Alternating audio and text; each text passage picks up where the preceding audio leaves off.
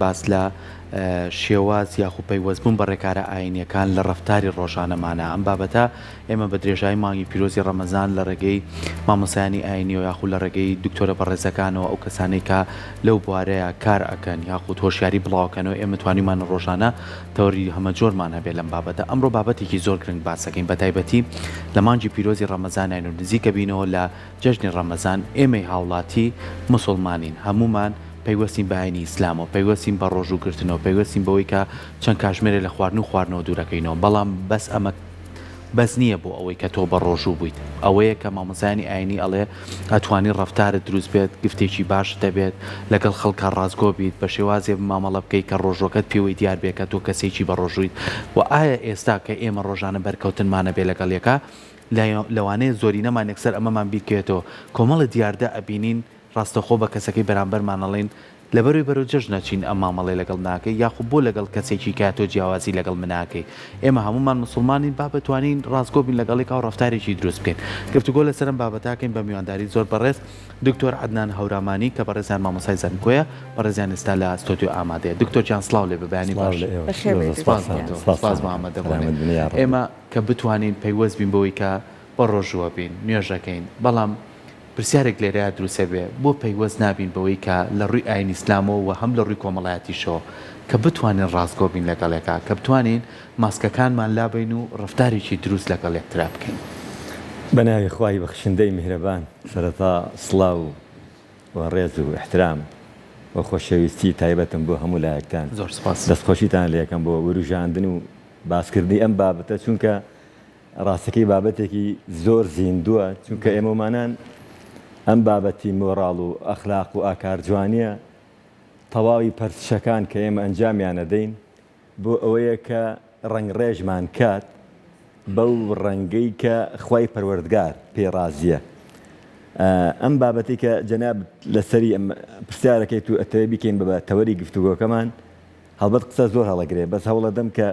خاڵ بخەمە سەر پیتەکان و دەست بخەمە سەر برینەکان بۆ چارەسەر نەک بۆ کولانەوەیان. ڕاستەکەی ئەگەر ورد ببینەوە لە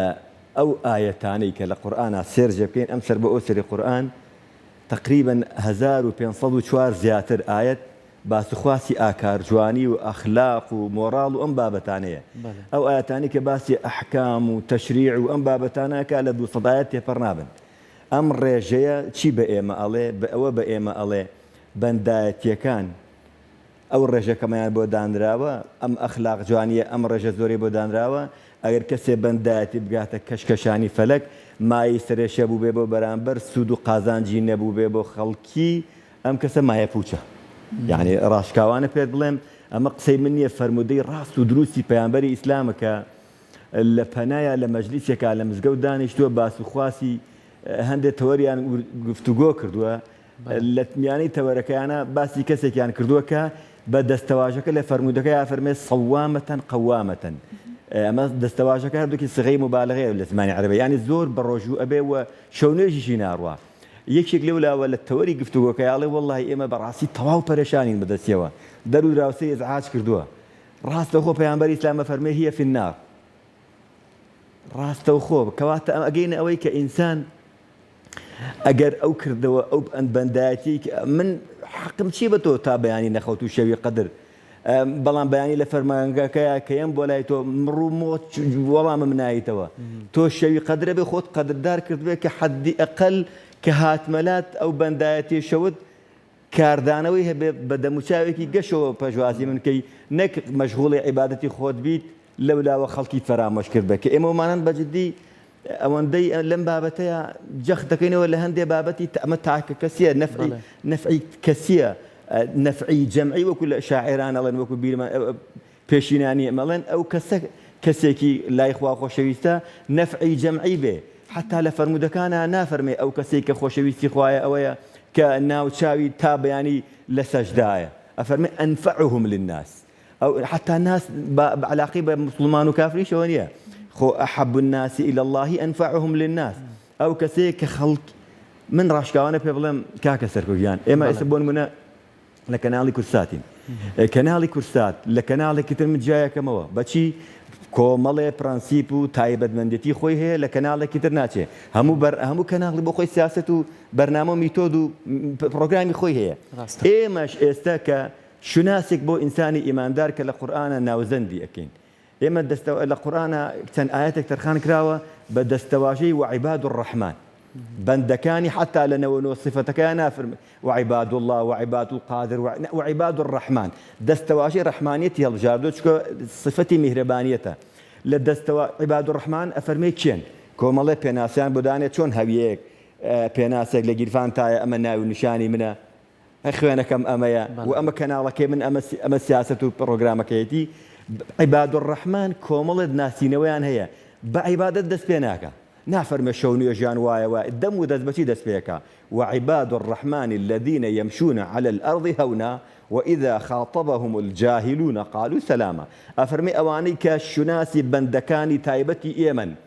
ئەوانن یەمشو یەکسەر بە مۆڕاڵ بە ئەخلاق و ئاکارجوانی دەست پێەکە ئەخلاق پێشەخە ئەفەرمێ ئەوانن کە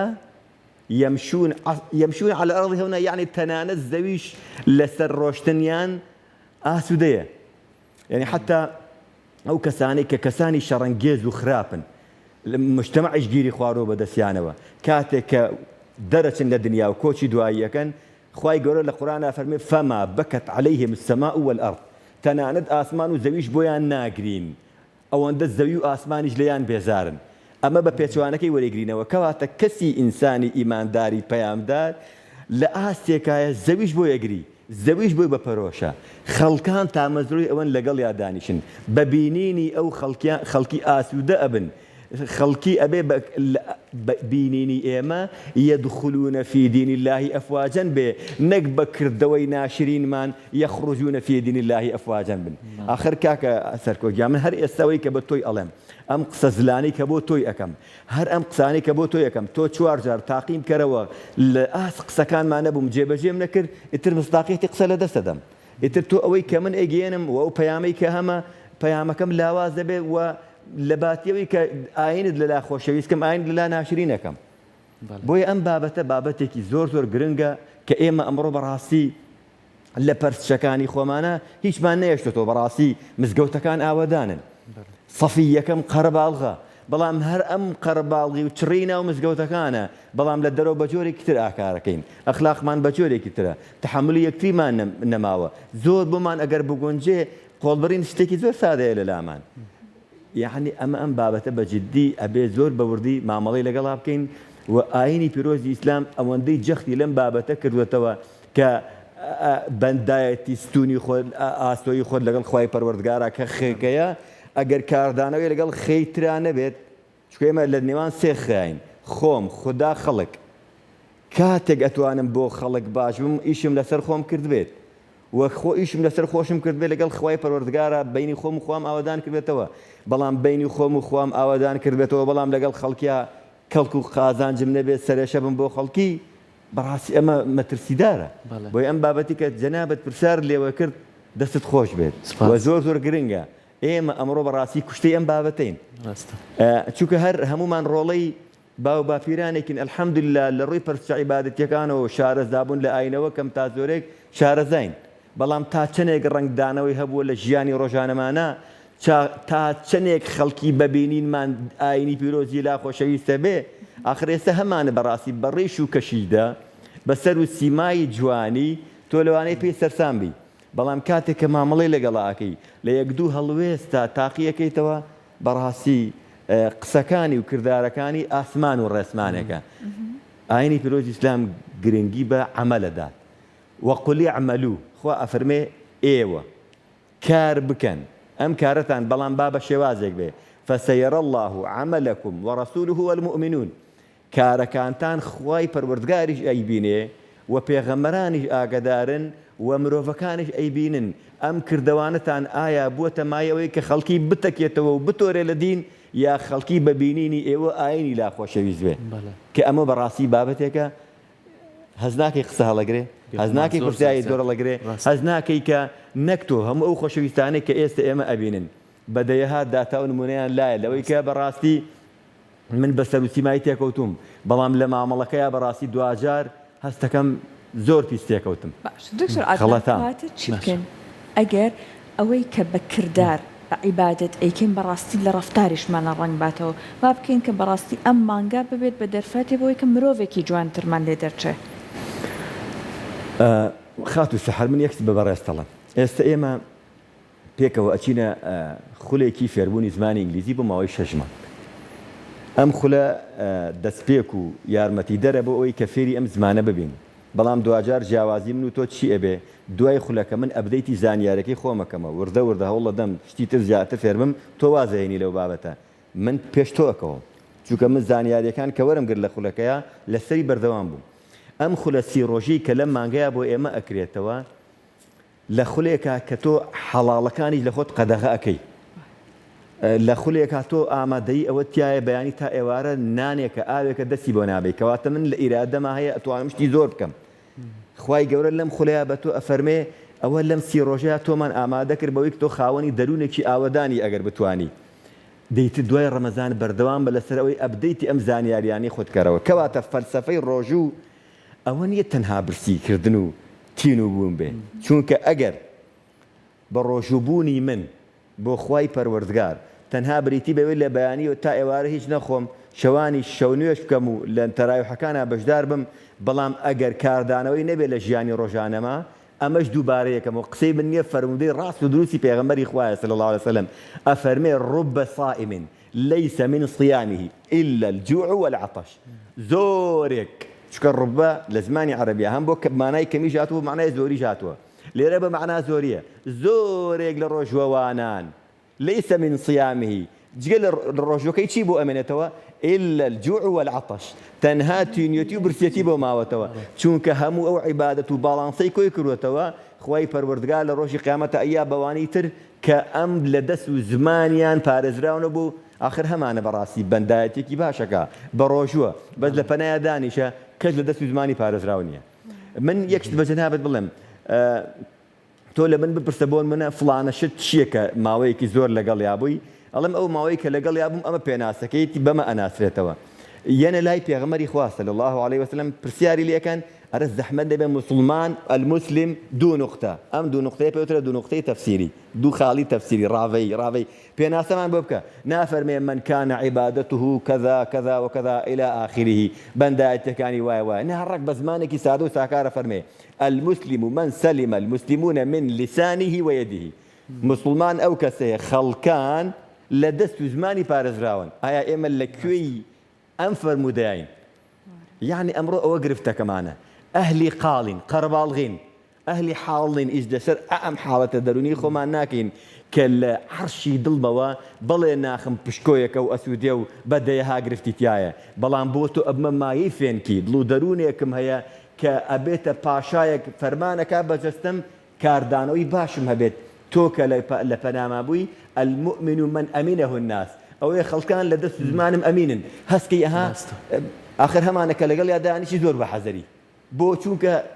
یعنی بەپێی ئەو ئەزمونەی کە هەتە لەگەڵیا کەسێکە بەڕاستی هی ئەوە نییە متمانەی خۆتی پێ بکەی قسەی لەلا بکەی هی ئەوە نییە کە بتوانی بەڵێ سوعبەت چییە بەڵام سوعبەت قبوڵ ناکا هی ئەوە نییە کە من بتوانم نهێنیەکانی إلى آخره ئێمە ئەمڕۆ پێویستمان بەوەیە ئەم کەسێک بێت کە لە ناو کۆمەڵگایە کە لە شوێنێکە دانیش باوەڕتانە بێت چ لە ڕگەزی نێر چ لەگەڕ ڕگەزی مێ زۆرێکمان هەیە کە یەتە ناو مەجلیسێک و مەوزوعەکە گۆڕین ڕاستە خۆی و چەندین ئێمە مەسەلەی کوردی زۆر جوانمان هەیە دکتۆر هەڵێ چاڵێ بۆ یەکیاڵەکانی خۆ نازانی لە پشتەوە تێکەوتویت یعنی ئەمەش ئەگەر بەعین ئیسلام و بیبەسی تۆ من نمونەیەکی زۆر جوانێ ڕۆژێک خۆ دیاردەیەک هەیە لەسەر جادەیەک دوو ئۆتۆمبیلیان بەیەکە تۆ لێوە تێپەڕ بووم پیاوێک هاوتی ناوی خوای لێ بێنن تازە قەدەرەوە هاتووەمانە کابراایشانەوەی کە زۆر زیانی پێکەوت بوو زۆر تووڕە بوو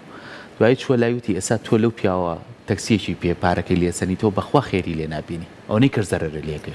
یعنی گفتی شیرین لە هەموو شوێنێکا ڕۆڵی خۆی هەیە هەم تۆ ڕێنماییەکت دا بە کەسێ لە ڕووی ئاینۆ سوودیە لە ڕووی کۆمەڵایەتیەوە سوودیە ڕووی شەڕ و گەزی و دینە هێژ لەویایە ئەمە کەسێک بوو بە دووشە بابەتێکی بەڕێ کرد کە هیچی لێ نەکەوتەوە ئەم نمونێن بۆ چێنە ینی تۆ لەوە دەرزۆرەکەی کەمە جۆم لی بووە ئەی چۆن بتوانین ئێمە لەو کەسانە خۆمان بپارێزین وەکو جەناب تێڵەی کە بە زمانیان چەندین کێشانێنەوە کە بازنەیە کە بە چواردەوری خۆیانە کێشاویانە وەخوای گەورەش دایمە نمونەیانەیەتێ ئەڵە لێرەوە تۆ سەرەکەوی بەڵام نمونەیەک تێمێ کە بەردەوام سێریکێ خەفەتی لێ بخۆی بینیشمانە ئیتر مناڵێتی کەسیەتی ژنیەتی هەر کەسێکێتی نەخۆشیەکە بابەتێکە ڕووی کردووە بەردەوام ئەو گرەیەکە لەسەر دڵی چۆن ئەم کەسانە بتوانین ئەگەر هەرسانیمان ئاواکە بەرامبەرمان ئاوا بە لێشاوە هێنێ چۆن توانین دیوارێکی بۆ دانین نە لە خۆمانی دوورخینەوە و بشتوانین بێینە سەر ڕێ ڕاست طبعا کاکە سەرکۆ من یەکشت بە جەنابەت بڵێم من زۆر جار کە بۆ من ئەگەم تۆ پێکەوە بین لە یەک دوو هەڵوێستا مەسەلەن ئەڵێ کوردەواری ئەفەرمێ سەفەر و مامەڵە سەنگی مەحەکە فعلا ئینسان لە حاڵەتی ئاشتەواییە من باش بم تۆ باشبی ئەمە ئینسانەکەت زۆر جار بۆ دەرناکەوێت مەعدەنی کەسەکەت لە حاڵەتی تووڕەیە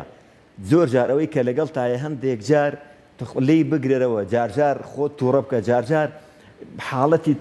تووڕەیی بدانە ئەم کاسە لەو ئاستایە چونکە دوجار زۆرمان هەبووە کە تا ئاسی ئەوەی کە زۆر لێتەوە نزیکە و کەسێک بووە کە بەڕاستی بە بربڕی پشتی خۆت ئەژمارت کردووە بەس دوجار لە هەندێک وێزگەی ژیانی خۆتا بۆ دەرکەوتووە کە زۆر بە هەڵەداچووی لە بیرکردنەوەت و لە بەوەی کە دڵی خۆت بۆ کردەوە بەوەی کە کردت بە کۆڵەکەی ماڵەکەت بەڵام وا دەرنەچوو لێرە ئەوت پێ بڵێم یەک نمونەی واقعی من هەندێک جار یەکێک لەو گرفتانەی کە هەمە هەندێک نمونە باسەکەین چونکە لەم سەردەمەیە کەم بووەتەوە ئیتر پێمان ئەڵێن دکتۆر زەحمە نەبێ شتی ئەفسانە باز مەکە یەک نمونەی سادە لە سەردەمی سەحابەیە ئەمە ڕووی داوە یەکێک لە بازرگانەکان کوڕەکەی ئەنێرێ بۆ بازار ئەسپێکی بۆ بکڕێ ئەمە واقعیە و مێژنووسان لێکدەنگن لەسەری کە ئەسپەکەی هێنێتەوە کڕیەتی بە 400 دینار کە بانگی کاڵێ ڕۆڵەگیان ئەم ئەسپە لەکوێ کڕێڵێ بۆ منە لە بازاری دۆلار لە بازارە کڕین شوێنێکە کە تایبەتە بە کڕینی ئەسپ با ئێمە دەستەواشەکە بگۆڕین بە کڕینی سیارەیەک باشە سیارێکی کڕی و بە دەفتەرێک ئەڵێ ڕۆڵەگیان ئەم بەوەنە کڕی و ئەم ئەسپە بەوەنە کڕی و بە 400 ئەڵێ بەڵێ ئەڵێ ئەتوانی کابران بۆ بدۆزیتەوە ئەڵێ بەڵێ ئەرەوەڵا عەقدەیە لە نێوانماناو لەگەڵ دەستی خۆی ئایبا و باوکی کوڕەکە ئەچنەوە بۆ شوێنەکە کە ئەچنەوە شوێنە ئەڵێ قوربان تۆ ئەم ئەسپە فرۆشتۆ بەم کوڕەی من ئەڵێ بەڵێ ئەڵێ قوربانگیان ئەمە 400 دیناری تر کابراش پێ سەیرە بێ ئێمە ئەوە کە ئەوەندەی کە ڕاهاتوین لە مامەڵەکانمانە مامەڵە ئەەکەم بۆی تۆ شتەکە دابەزێنی تۆ هەوڵی شتەکەی خۆ بەگران بفرۆشی می هەوڵم شتەکە بە هەرزان لێ بکڕم ئەمە ماوەڵەیەکی طبیعیە شتێکی نۆرماڵە تۆ حەزەکەی شتەکە و گران بەها بفرۆشی و إن الإنسان لحب الخير لشديد بطبيعة الحال نتروشت إنسان وايا كابرا توزق وستي الله بزان بيمرا نابيري الله قربان بشوار صفروشت ما الله أزانم أقر ليم قبول بكي أما شوار صد ديناري تر كابراش لي ورقري الله بروم الله بروم بله أيوة لدرجات تدروا الله قربان مرة من غشي منين ئەم ئەسپەی تۆ من خۆم شاردەی بازارم چەند ساڵە ئیشەکەم لەمەیە ئەم ئەسپەی تۆ بە هەموو پێوەرەکان 800 دینارەکان نەک 400 دینار من کە وەختی خۆی دەستم خستۆتە دەستی پێغەمبەرەوە سەڵات و سەلامی خوای پەروەردگاری لەبێ وعدم داوەتێ ئەوەی بۆ تۆ پێم خۆشە بۆ خۆم پێم خۆش بێ ئەسپەکەی تۆ 800 دەکا نەک 400 کاکە سەرکۆ ئەم بابەتە بۆ ئەمڕۆ ئەگەر باسی کەین وەڵڵا ئەم بابەتە کۆرە بابە وەرەوە بابەت شتی واقعیمان بۆ باسکە فعلا ئەم نابینین ئەمڕۆ ئەمڕۆ ئەمە نابینین کە چیم بۆ تۆ پێ خۆش بێ بۆ خۆشم بۆ خۆم پێم خۆش بێ بۆ تۆش پێم خۆش بێ ئێمە لەوە هەستاین یعنی باوەڕکە کەوتونەتە سەردەمێکەوە لە هەموو شتێکە بیر لەوەکەمەوە مەسەن ئەچم بۆ شوێنێک بزانم کەسەکە ناسیاوە هەوڵ بەم کەسێک بدۆزمەوە کە ئەو بناسبەوەی ئیشەکەم پێشخا بۆ ئەوەی لە سەرەکەیان نۆرە بڕین بۆ بکە هەر ئەوانەی کە نۆرە بڕیانەکەم هەر ئەوانیش وەکو تۆ پێویستیان بۆ شوێنەیە بۆ ئەبێ ئیلا فێری ئەوە بین هەمیشە بڕاکەین پەلەپەل بین نۆرە بڕی بکەین ئاکار جوانی ئەبێ یعنی بەجددی ومن أحسن من الله صبغة بۆ یاخی خوا ڕنگڕێژی خوا کێ لە ڕەنگی خوا جوانترە دێ ڕنگڕێژی من ئەوەیە کە من ئەڵێم مسلمانم ئەم پێناسەیە و ئەم شوناسم خستۆتە گیرفانی خۆمەوە من بەڕاستی کاتێک مسلمانم کە تۆ منت بینی لە کردار و ئاکاری منە ئاینی پیرۆزی ئیسلامت لا خۆشەویست بێ و ڕنگ باتەوە لە ژیانمە ئەم ئەندامانەی جەستەم پاشاکەی دڵم ئیعازی باشیان بۆ بنێرێ آخر ئێستا لە سەربانی ئەم لەم سەربانەیە ئەگەر تەنکی ئاوی تیا بێ لە خوارەوە پێویستمان بە مزەخەی بۆی ئاوەکە هەڵدا ئەم پاشایی جەستەیەم کە خوێن ئەنێرە بۆ بەرزایی و دوای ژێنێرێتەوە بۆ خوارە و هەرە و مزەقەوترم پایە ئەم خوێنە تەوزیعکا بەلەشما هەر ئەم پاشایە ئەم ئیشەیە ئەکا لە ڕووی جەستەیەوە هەر ئەبێ ئەو ئیعازەش بنێرە لە ڕێی خوێنەوە لە ڕێی ئیعازێکەوە ئەی مێشک تۆ پەروەردە کراوی شێدراوی بە کۆمەڵێ پرەنسیپ و پەیامی جوانی ئاکاری جوانی ئەخلاق جوانی ئەم ئاینە ئادەی بنێرە بۆ جەستەکانت ئەم دەسەم با شتێکی پێ نەکەم کەمایە زەرەر بێ بۆ تۆ لە مێژووی باو باپیرانی ئێمە بەدەیە ها نمونەی جوانمانەیە کە هەمومان دارای ئەم نمونە جوانانین کە لەم وڵاتی کوردەواری خۆمانە کابرا زۆر زانیاری نەبوو وەکو ئێستا کە ئەسپاس بخوا لە ڕووی سۆسیال میدیا و زانیاری زۆرمان زۆر هەیە لە دەربارەی ئاین بەڵام باو باپیرانی ئێمە سادە و ساکار قورئانێکی باشیشیان نەزانیوە تەسبیحێکی پێ بووە بەڵام بەڕاستی لە ناو خاوەنەوادی خۆیان لە ناو دەرو دراوسەیە لە گەڕەکەکەیە کەسێک بووە ئەسڵەن لە کۆڵانەکەەوە ڕۆشت و ئامۆژگاری خەڵکی نەکردووە هەر بە ئاکاری جوانی ئێمە ومانان شەرممان لێ کردووە وایە لەبەرەوە هەندێک جار بەجددی ئێمە پێویستمان بەو بانگەوازە بێدەنگەیە مەبەست بە بانگەوازی بێدەنگ چییە مەبەستم ئەوەیە ئەوەندەی قسە ئەەکەم بە ئاکاری جوانم پەیام گۆیەکی تۆ منێ بینی لە ئاکار مادینت لا خۆشەویست بێ ئاخە زۆرە لە وڵاتانی ئەوروپا کە وەختی خۆی ئیمان مسلمان بوون لە ڕێی بازرگانەکانەوە خۆ بازرگانەکان شارەزایی ئاینیان نەبووە بەڵام کەچوون مامەڵەیەکیان کردووە بۆ مای سەرنج و تێڕامان ئەم مامەڵە دروست و جوانە چییە کەچی ئێستا بە پێشەوانەوە کابرا لە سەفی یەکەمی نوێژایە بەڵام کە ئەچێ بۆ وڵاتی سین کە مامەڵەیەکە کات داوای شتەیەەکە کوالیتیەکەی لە ئاستێکایە کابرای بازرگان خۆی پێی سێرە ئەماڵە ئەیبیتەوە بۆ وڵاتەکەی خۆت یعنی شتەکان پێوە چاوانە بووەتەوە بۆیە یعنی ئەو سەروەت و سامانش کێتە دەستمان ئەو ژیانش کە بەڕواڵەت زۆر لە دیزاینی ژوورەکان و جلوبەرگمان زۆر جوانە بەڵام ناخمان داغان و فوغانە ناخێکی هیلاک و وێرانە ئەوەندەی گرنگی بەم ڕووکەشگەراییە ئاخ ڕووکەشگەرایی ئێمە چۆن وێران کرد یعنی ڕووکەشگەرایی ئێمە ئیمامی غەزالی گەورەترین پەروەرشیارە لە کۆتایی تەمەنیا یەکێک لە قوتابیەکانی فەرمێ مامەساگیان ئامۆژگاریم کە نامەیەکی بۆ ئەنێرێ ئەو نامەیە ئێستا چەندین دار چاپ کراوەتەوە ئەو کتێبە پێوترێ نامیلکەیەکی جوانە ئەیوهە الوەلەد ڕۆڵە شیرینم کۆمەڵی ئامۆژگاریەکە تۆ سوێ ڕۆژ ئەبیتە کەسێک ئەبیتە ڕقەمێکی قورس خەڵکی حەزەکەن گوێت لێ بگرن بە دەستەواژەیەکی نوێی ئەمڕۆی خۆمان ئەبیتە کەسێک خەڵکی حەزەکە سێڵتوی لەگەڵا بگرێ ئەبیتە کەسێکی دیار و ئەمانە وریای ئاکارت بە آخر گرفتەکە لە وایە کاکە سەرکۆ ئێمە مانان جاری وایە کە پێگەیەکی کۆمەڵایەتیمان بۆ دوو سەبێ ئتر خەڵکی ئەمان ناسێ تۆنی قسەشمانە گۆڕێ هەڵست و کەوتمانە گۆڕێ ئاوا سەیری تۆوەکەم ئاخد ئەن تۆ چی یعنی تۆ بەس بیر لە خۆت کەرەوە یعنی لەکوێوە هاتووی و بۆ کوێ ئەچی و هەڵگری چی خۆی دکتۆر یعنی ناخمانێت دوازە حەل ئەڵێ دار هەر چەندبەری زۆرتر سەربەزێتتر واتە لقەکانی زیاتر شۆڕەبێتەوە بەڵام بەداخەوە لە بیرمان چێتەوە یەکێک لە عارفە گەورەکان ئەفەرمێت لە دەشتێکەوە ڕۆشتم گوڵە گەنمەکان ئەوانەی کە ئاوا باڵایان بەرز و جوان بوو و هەندێک گوڵە گەنمیشم بینی شۆڕ بوو بوویەوە ئەوانەی کە ئاوا گوڵەکەیان بەرز بوو ئاوا بوو مۆڕ و مۆچ و مۆنەوە ئاسمان کە چون سیرم کرد ناوەکەیان هیچی تیانی بۆیە ئاوایە بەڵام ئەوانەی کە خوار بوونەتەوە پڕن باوەڕ و قەنەعەتێ بێ هەموو ئەوانەی کە ئاوان ناخیان وێرانە نەقس و ناتەواویەکیان هەیە بەمە خۆی جبرانی نەقسی خۆیەکاتەوە بە جۆرە لە جۆرەکان من کەشکەشە و حەزەکەم بە سێ پرزگە بگەی بە من بڵێ لە ژوورەوە کۆبوونەوەیە کردوا بەچۆ بۆ سەراو کۆبوونەوەی چی مەشغوڵی مۆبایلەکەیەتی یعنی بۆ ئەبێ حەزمان لەمە بێت لە 4 زاویەوە تەسویر بکرێن لە خەڵکی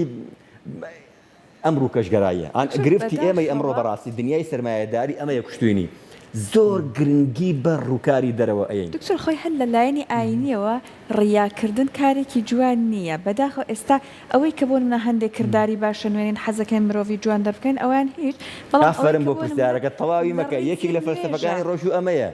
ئەمەیە کە بە من ئەڵێ ئەم ڕیابازیەی کە دائیمەن لە هەوڵی ئەوەیان کە تا چەنێ بە تەنگ کۆکردنەوەی لایک و کۆمنتی وتەکانم تا چەندێک بە ئەوە هۆی ئەوە یعنی زۆر جارکا کە سەرکۆزانی وامان لێ هاتووە هەوڵە دەم بزانم کام شتەی بابەتێکە مەسەرن بۆ منە دژە باوە بازێریشی بۆ خۆمە بێ بەس بۆ ئەوەی کە بینەرم زۆر بە ڤیۆم زۆر بێ تربیر لەوە ناکەین و کاکە باوە باپیر مزگەوتەکانی زۆر قەرەباڵغ نەبوون مامۆستاکانمان قسەکانی وتارەکانیان دوور درێژ نەبوو بەڵام لە کۆڵانێکەوە ڕۆشتن و قسەیان سوقلێکی هەبوو یعنی خەڵکی گوێی لێگرتن ئێستا سەر سۆسیال میدیامان سەرقاڵکرەوە بە خۆمانەوە ئەم بابەتی بەڕاستی ئەوەیە کە لە ڕووی مۆڕاڵ و ئەخلاقەوە ئەهلی قاڵین ئەهلی حاڵین ئەوە گرفتە گەورەکەمان قسەکانت ئەمەنە شیرینە گفتەکانت ئەمەنە جوانە ئەم بابەتەش ئەمەنە فراوانە هەرچەند بڕۆی ئەمەنە نمونی جوان هەیە کە بێنیتەوە کە توانین هۆشیاریمان هەبێ لەسەری سپاس بۆ تۆ سپاس بە وتە جوانەکانت بە هیوای ئەوەی کە ئەم گفتوگوێمان بێتە مای سوود بۆ هەمومان کە بتوانین ڕێنمایی لێوەربگرین و باشترین شتیش ئەوەیە کە هەمومان چەند سادە بین و چەند هاوسەنگ بین دوای خۆتەزانی کە چیت و ناسنامە چێت دووبارە سپاس بۆ دەست خۆش بێت